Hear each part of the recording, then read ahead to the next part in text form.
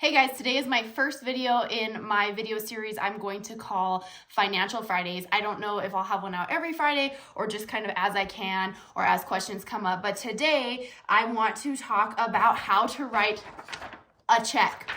This is something that comes up a lot, especially with the younger generation as time passes and people use checks less often. I have a lot of people come to my office and want to write an earnest money check, or they have to write a check for something and they don't know how to write a check because they've never written one before. And so I have to help them through it. So it's super easy, it's super simple, but you need to know how to do it. One more thing that I think is important is how to read the anatomy of a check. Your check has some information on it, including your account number, your routing number, and the check number. And sometimes you might want to find your routing number or your bank account number. Well, if you pop out your checkbook, those numbers are on the check. And so if you're familiar with the anatomy of a check, you can find those numbers quickly and easily. So let's get to the check. Okay guys, so this is just a basic Shutterstock image or maybe off of Adobe. So it is a fake blank check.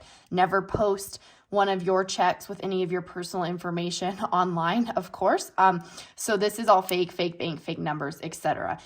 Normally a check is going to, up in this corner, have the name of the person who the account owns, maybe the business, the individual, and then an address and sometimes a phone number. So that's kind of what's missing in this section, but otherwise it has all the complete pieces. Here, you're going to write the date that you're writing the check.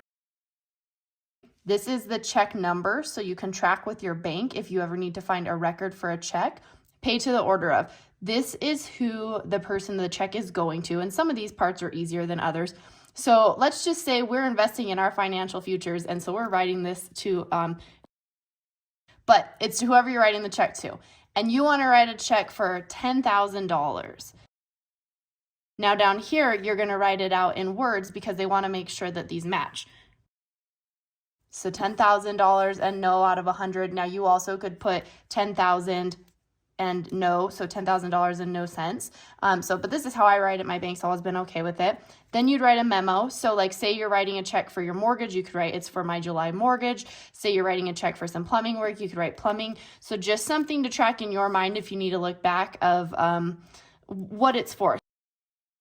And then here's where you're going to sign. If you don't sign your check, so if this up here says John Smith, then you're going to sign your check as your name right here. This is validating that I'm this person that's writing this check, or I have signing authority for this. Now, if we come down here, this right here is going to be the routing number for your bank.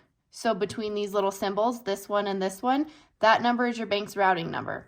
This number right here is your account number for your bank that the check is coming out of. And then again, this is your check number. So see how this says 186 and this says 186? Your check numbers should always match. So again, there is how to write a check and the important parts of a check.